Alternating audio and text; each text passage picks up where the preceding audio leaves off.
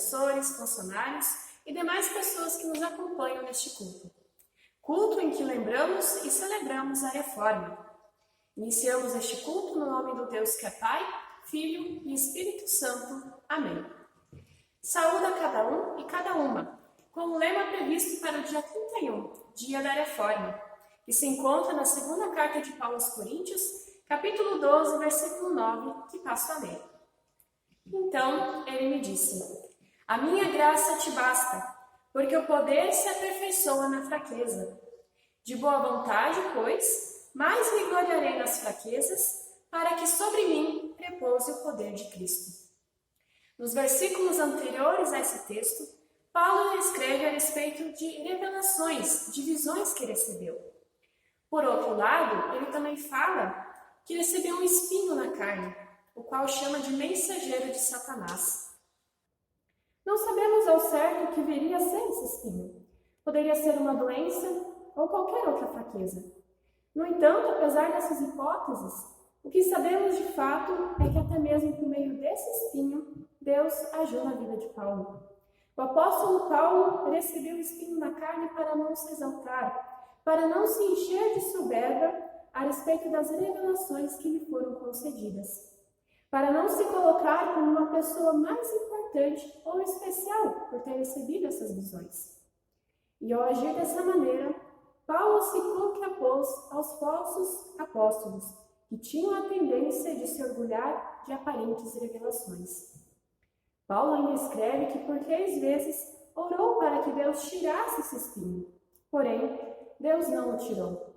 Talvez a reação natural seria de revolta, de ira, mas Paulo não agiu dessa maneira. Ele confiou em Deus, aceitou a situação.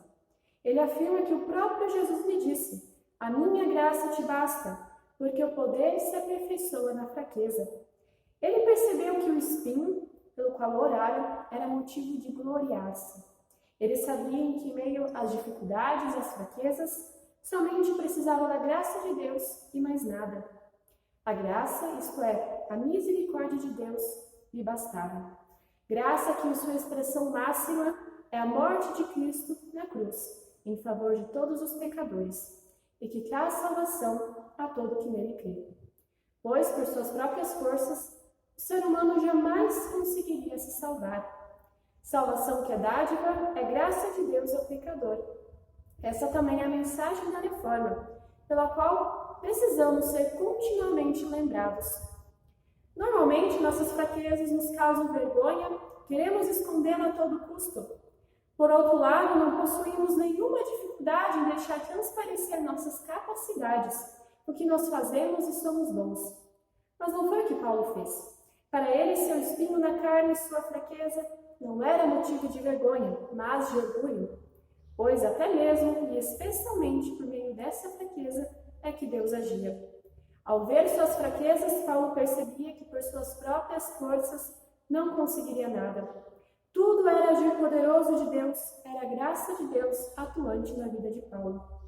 Quando pensamos no futuro, no ministério, em todas as responsabilidades que assumiremos, ou mesmo já no presente, com as responsabilidades que já possuímos, muitas vezes os primeiros pensamentos que podem vir à nossa mente são nossas fragilidades, nossas incapacidades, ou mesmo possíveis acontecimentos exteriores que possam de alguma forma nos desafiar, nos afligir e causar em nós um certo medo.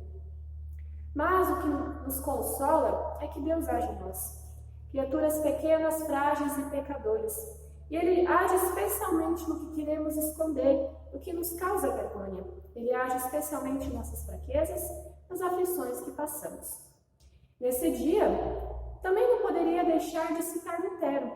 Também Lutero, ao comentar esse versículo lido, escreveu: as aflições nem sempre são penas para certos pretéritos, senão obras de Deus destinadas para proveito nosso, e que para o poder de Deus se torne mais perceptível em nossas fraquezas. Lutero também sabia de suas fraquezas e do agir de Deus em sua vida por meio delas. E ele sabia que era nas aflições que percebia de modo mais claro o agir de Deus. Que possamos assim nos lembrar que, a despeito de nosso espinho na carne, de nossas fraquezas e aflições, a graça de Deus nos é suficiente. e possamos nos lembrar que Deus age em nossas capacidades e talentos, que, aliás, foram concedidas pelo próprio Deus, mas que também em nossas fraquezas, nas aflições que passamos, é que opera de forma especial a força, o poder de Deus. Que possamos ter essa confiança em Deus, a ponto de declarar que a graça de Jesus Cristo nos basta, nos é suficiente. Convido neste momento para a oração, momento em que podemos também nos voltar para Deus, expressar nossa gratidão, como também confessar os nossos pecados. Oremos. Senhor, nosso Deus e Pai, queremos te agradecer pelo seu agir cheio de graça em meio às nossas fraquezas, por continuar se fazendo presente, apesar de nosso orgulho desmedido e nossa constante teimosia, e muitas vezes continuarmos fazendo o que sabemos que não é agradável para ti, o que não é conforme sua vontade. Confessamos que o pecado nos assola e por nossas próprias forças não conseguimos nos desvencilhar. Confessamos também que nós mesmos cooperamos com o pecado. Nossas fragilidades e incapacidades transparecem e nos afligem, e por repetidas vezes sabemos que podemos confiar em Ti. Mas, mesmo assim, deixamos-nos dominar pelo medo. Nos negamos a ver que Tu podes agir em meio às nossas fraquezas, em meio às aflições que passamos. Senhor, tenha misericórdia de nós e perdoa-nos. Senhor, concede-nos a alegria da Tua salvação. E também te pedimos, ilumina-nos com a Sua palavra, que a Tua palavra possa dirigir a nossa vida em tudo que somos e fazemos. E que ao ouvir a Tua palavra também tenhamos a certeza de que Tua graça nos basta. Em nome de Jesus Cristo é que oramos.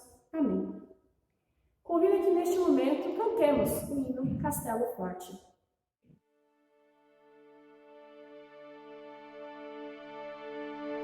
Deus é castelo forte e bom, defesa e armamento.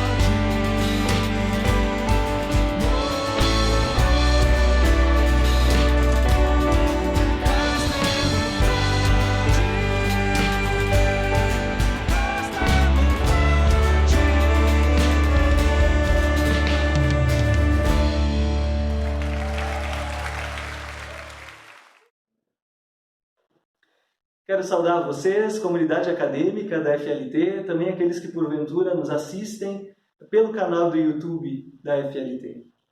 Hoje, assunto da prédica, a reforma. E a partir dessa temática, gostaria de compartilhar com vocês o texto previsto também para o próximo domingo, que se encontra na carta de Paulo aos Gálatas, capítulo 5, versículos de 1 até 11. E convido para que vocês acompanhem a leitura do texto da prédica, Gálatas 5, 1 até 11. Foi para a liberdade que Cristo nos libertou. Portanto, permaneçam firmes e não se deixem submeter novamente a um jugo de escravidão. Ouçam bem o que eu, Paulo, lhes digo. Caso se deixem circuncidar, Cristo de nada lhes servirá. De novo declaro a todo homem que se deixa circuncidar que está obrigado a cumprir toda a lei.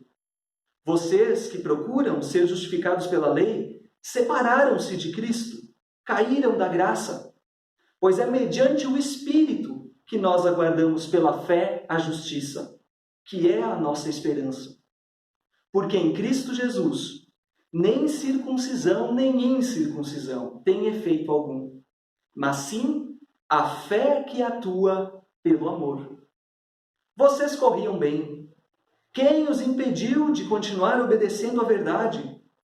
Tal persuasão não provém daquele que os chama. Um pouco de fermento leveda toda a massa.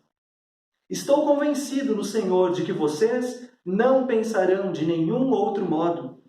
Aquele que os perturba, seja quem for, sofrerá a condenação.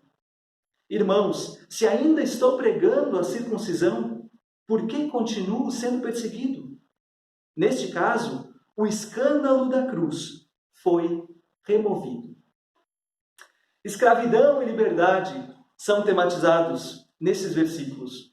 E é um assunto com o qual o apóstolo Paulo, nessa carta, fala a partir da realidade específica das comunidades da região da Galácia, da província da Galácia, no então Império Romano.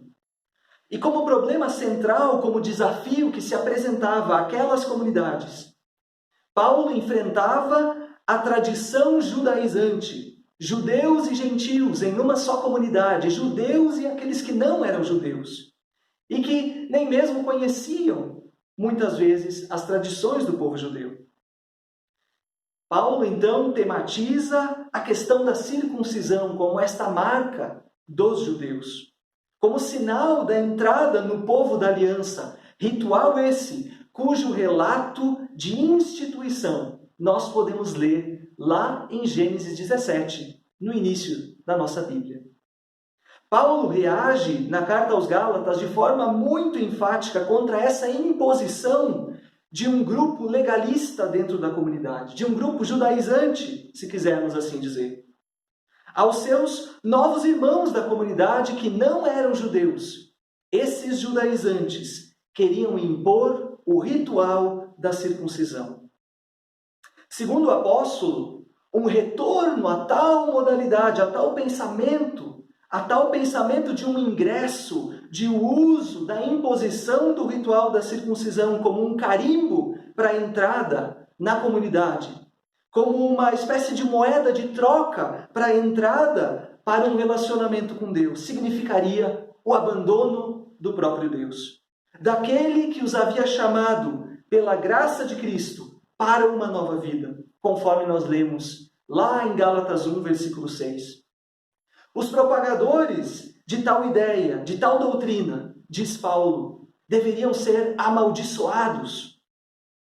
O que está em jogo é o pertencimento ao povo de Deus e a imposição da lei judaica como um suposto caminho a um relacionamento com Deus, o qual Paulo diz que excluiria, então, o caminho já evangelizado por Paulo.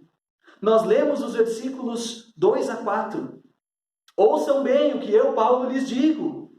Caso se deixem circuncidar, Cristo de nada lhes servirá.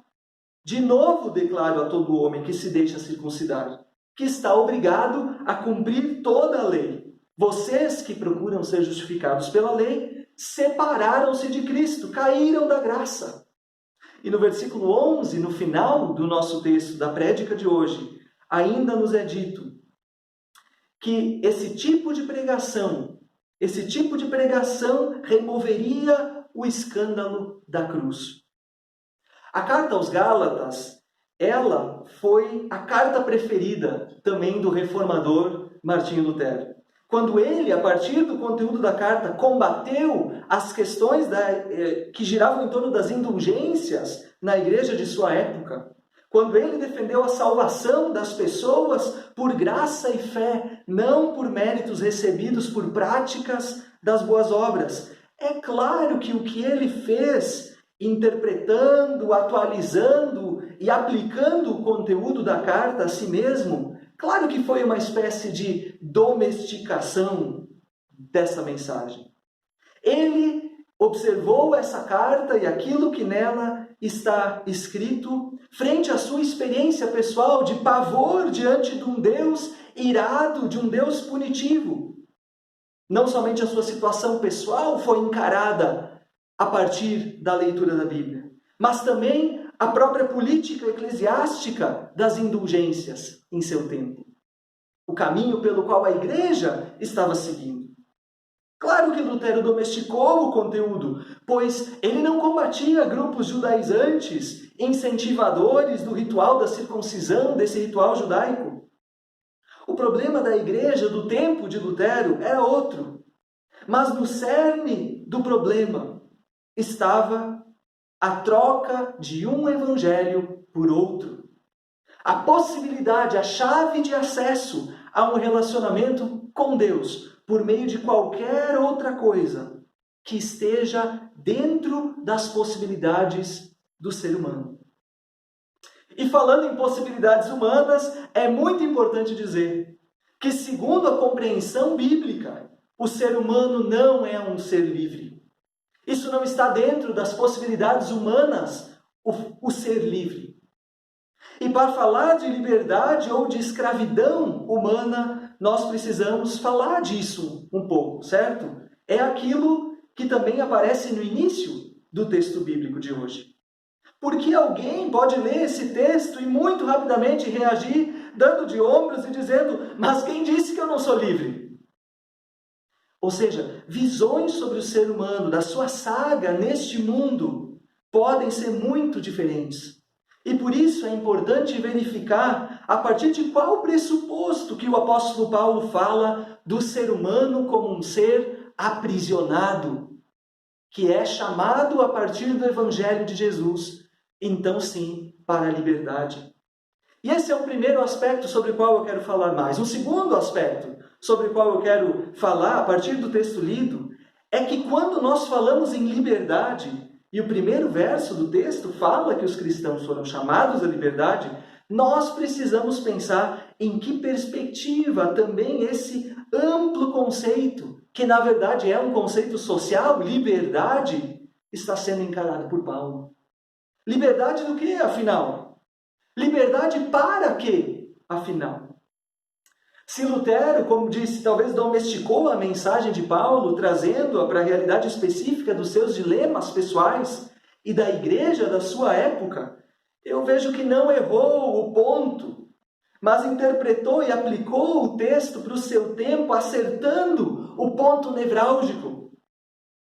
Eu constato que por vezes nós não somos tão felizes e tão precisos quanto Lutero, e que não somos tão precisos em acertar este ponto quando nós falamos em liberdade evangélica a partir dos textos do Novo Testamento.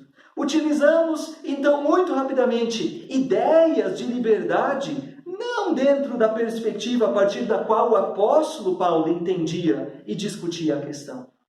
Mas nós falamos sobre liberdade, muitas vezes, encaixando nos textos neotestamentários um conceito de liberdade diferente. Um conceito de liberdade a partir de premissas filosóficas pós-modernas. O que é, afinal, liberdade evangélica? E como realidade essa para a qual Paulo diz que os cristãos foram trazidos? Então, 2 pontos, certo? Não tem 3 pontos hoje. Primeiro ponto, nós somos escravos do quê? Quem disse que o ser humano não é livre, afinal? E o segundo ponto, liberdade para quê? O que é a liberdade evangélica? Pois bem, vamos para o primeiro ponto. Somos escravos de quê, afinal? Como já adiantei, para a compreensão bíblica, o ser humano não é livre. Na compreensão do apóstolo Paulo, e claro, influenciado por sua visão do Antigo Testamento, e esse Antigo Testamento, por sua vez, também entendido dentro de um contexto do judaísmo da sua época, o qual procurava conectar com o mundo cultural da filosofia grega, o ser humano é uma criatura que não existe em um campo livre da realidade de Deus e também do mal, que se mostra a partir do Antigo Testamento, na visão do Antigo Testamento, no pecado. Na perspectiva bíblica, o ser humano não é livre por causa da sua razão, mas Deus pode libertar. Podemos lembrar da imagem da escravidão no Egito, que é só uma forma de escravidão experimentada pelo povo, sempre novamente, nos relatos do Antigo Testamento. Ou seja, a liberdade do povo de Deus dependia de estar, de permanecer fiel ou não ao Deus libertador. No judaísmo helenista se propagava que era o conhecimento da Torá, da lei, a sabedoria da Torá em prática na vida, que traria então sim a liberdade ao ser humano. Esse era o tipo de conhecimento científico que libertaria. Em um mundo secularizado, se propaga então já há muito tempo a ideia, sobretudo, de que é o conhecimento racional, a verdade científica, que seria capaz de libertar o ser humano. Na Universidade de Jena, onde eu e o professor Roger aqui na FLT estudamos, na Alemanha, tinha um placar no prédio antigo, no prédio central da faculdade, mas não só lá, em outros lugares eu também já vi, onde se dizia: "E conhecereis a verdade, e a verdade vos libertará." Tal placa também, de certa forma, domestica e atualiza a sua maneira e para os seus propósitos. Agora, então, para o âmbito da ciência universitária, o dito bíblico. Veja que não é somente na política do Brasil do século XXI que esse dito foi domesticado para os interesses próprios. Para Paulo, na corrente bíblica, o conhecimento não traz liberdade, ainda que traga uma visão sóbria e realista sobre a realidade do ser humano. Conhece-te a ti mesmo, diz Sócrates. Esse seria um caminho promissor. Para Paulo, porém, o conhecimento da realidade interna do ser humano e da realidade que o cerca, ou seja, honestidade consigo mesmo, é importante. Porém, não liberta, mas desespera. Para Paulo, o ser humano está aprisionado e em conflito consigo mesmo e com o seu próximo. Ele está preso em si mesmo, preso em sua necessidade de autoafirmação, que se mostra na vontade última, talvez, de destruir o seu próximo e de exaltar e afirmar a si mesmo a partir da destruição do seu próximo. Afirmar a si mesmo, autoafirmar-se, o ser humano faz de algumas formas, as quais eu quero ressaltar. O ser humano busca afirmar-se, construindo um ídolo de pedra e madeira, a sua própria imagem e semelhança, nas formas mais rústicas de espiritualidade. Essa seria uma forma. Outra forma seria afirmando-se como Senhor e Deus sobre toda e qualquer forma de heteronomia. Sendo assim, na época de Paulo, por exemplo, são formas de viver e de afirmar essa autonomia também orgias, por exemplo. Isso não é de hoje, isso é muito antigo. Não seguir nenhuma lei, não seguir nenhuma regra. Afinal, somos deuses. Uma terceira possibilidade, afirmando a própria capacidade de fazer o bem, de ser um bom menino, uma boa menina, e de ser honrável, ser comportado, aquele que cumpre leis religiosas, bem à moda, então sim, dos judeus lá da Galácia. Lendo os capítulos 1 e 2 da Carta aos Romanos, nós vamos perceber que Paulo coloca então todos os seres humanos no mesmo balaio e fala da sua prisão no que ele chama de pecado. Olhando para dentro do ser humano, ao tentar seguir o conselho de Sócrates, conhece-te a ti mesmo, o ser humano encontraria, segundo o apóstolo Paulo, lendo Romanos 7, nós vamos perceber isso, um ser humano aprisionado e desesperado. Para Paulo, a verdade que liberta não é a sua própria verdade. A de Paulo, anteriormente, era a verdade da Torá, a verdade dos filósofos, a qual eles procuravam dentro de si mesmos, algo que porventura pudesse ser bom, pelo que valesse a pena viver a vida, ou inclusive deixar a vida. Talvez morrer seria melhor. Não. Para Paulo, a verdade que liberta está em Cristo, que se revela a ele de forma misteriosa, milagrosa, no caminho de Damasco. A angústia do ser humano em sua infelicidade, as frustrações, as derrotas em suas tantas e contínuas tentativas frustradas em justificar a sua existência, acaba, segundo Paulo, somente em Deus. No descanso em seu amor provado por nós na cruz, ou seja, na sua graça, existe descanso e existe aquilo que basta para a vida e para a morte. O ser humano, então, de acordo com a Bíblia, ele não liberta a si mesmo, mas ele é liberto por outro, pelo próprio Deus. O judaísmo da época parecia confundir as coisas, trocando as obras humanas, o ritual da circuncisão, pelo próprio libertador. Escravos de quê, afinal? Qual é a resposta? Escravos de si mesmos, do seu próprio mal, portanto, e do desejo de se afirmar a si mesmo, negando ao próximo. Vejam, não é à toa que o grande mandamento, no qual a ética cristã, toda a ética cristã se resume, é o amor ao próximo como a si mesmo. É justamente a superação daquilo que nós em nós mesmos não temos vontade de fazer, na busca insana por nos autoafirmarmos. E não é à toa que também essa afirmação está na sequência do texto da prédica de hoje. A questão é que para Paulo o ser humano está aprisionado na sua idolatria. Está aprisionado em si mesmo. Não é capaz de fazer isso, de amar, seja por decreto, ou seja, a partir de regras religiosas cumpridas por crentões fundamentalistas, antiquados, retrógrados, opressores, que usam o cumprimento das regras para sua autoafirmação. Seja, por outro lado, a partir da negação de qualquer regra, de qualquer lei, onde ser livre é se permitir viver tudo o que há para viver, onde vale toda forma de amor, isso sim, então mais sintonizado com o mundo pós-moderno, com uma ideia de liberdade a partir de premissas pós-modernas, com um mundo de gente fina, elegante e sincera, como dizem os filósofos da nossa época, com habilidade para dizer mais sim do que não, de um jeito ou do outro.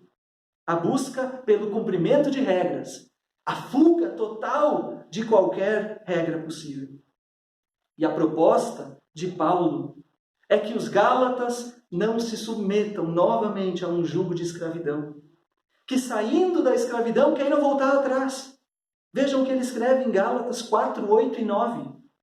Antes, quando vocês não conheciam a Deus, eram escravos daqueles que por natureza não são deuses. Mas agora, conhecendo a Deus, ou melhor, sendo por Ele conhecidos, como é que estão voltando aqueles mesmos princípios elementares, fracos e sem poder? Querem ser escravizados por eles, outra vez? Escravos de quem? Escravos de deuses que não são deuses. E de suas formas de culto, sejam elas mais judaicas, com circuncisão, com sábado, mais 600 e tantas leis, rituais religiosos, também dentro do nosso protestantismo, eles podem se manifestar. Ou formas mais elementares pagãs, com suas formas aprimoradas na pós-modernidade. Também nós, como cristãos, podemos voltar, mesmo conhecendo a Deus. Podemos querer voltar a princípios elementares fracos e sem poder. E cada um de nós é chamado a perceber aquilo que tem se deixado escravizar, ainda que uma vez, tendo sido conhecido por Deus, agora e cada dia somos tentados a voltarmos a princípios que não libertam, a princípios elementares, fracos e sem poder. Ali onde nós buscamos a nossa autoafirmação, a nossa autojustiça, onde nós buscamos sentido. Mas a segunda pergunta é liberdade para quê? E isso o apóstolo Paulo também responde. Ele diz que o importante é que por meio do Espírito nós podemos agir com amor. A fé age pelo amor. E esse amor não é algo que já existe escondido dentro do ser humano e que pode ser potencializado de alguma forma por leis ou por exercícios, mas é a fé em Cristo. É o estar em Cristo, segundo Paulo, que possibilita, então sim, a libertação para um amor altruísta, que nós não temos naturalmente dentro de nós, conforme a visão bíblica. Veja que em Gálatas 3:2, Paulo afirma que o Espírito de Deus, recebido pelos cristãos, não é recebido pela prática de obras da lei. Ou seja, não podemos nos exercitar a tal ponto de merecermos um troféu chamado Espírito Santo. O apóstolo Paulo diz: quero apenas saber isso de vós. Recebestes o Espírito pelas obras da lei ou pela pregação da fé? A fé que atua no amor. É para isso que somos libertos.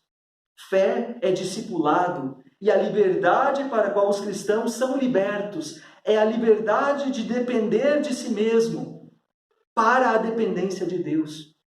É estar livre de ter que viver a vida justificando a si mesmo, justificando a sua própria existência, para depender somente daquilo que Jesus fez. É a saída da escravidão a qual Paulo se refere. E isso tem bem a cara de Jesus. Ou seja, na prática do ganhar a vida ao perdê-la. Ou seja, não na ânsia de defender sua própria vida e de salvar sua própria vida, mas no perder a própria vida. No esvaziar-se no serviço em amor ao próximo. A fé ativa no amor. Vejam que é justamente na sequência, no mesmo capítulo de Gálatas, que Paulo vai falar do fruto do Espírito. Ou seja, é algo que vem do Espírito de Deus em nós. Que a reflexão nessa palavra nos conduza sempre de novo à graça do Senhor Jesus, ao amor de Deus, o Pai, e à comunhão do seu Espírito. Amém. Convido agora para que nos reunamos para um momento de oração e de recebimento da bênção de Deus, em uma sala virtual do Google Meet. O link da reunião se encontra na descrição do vídeo. Até mais!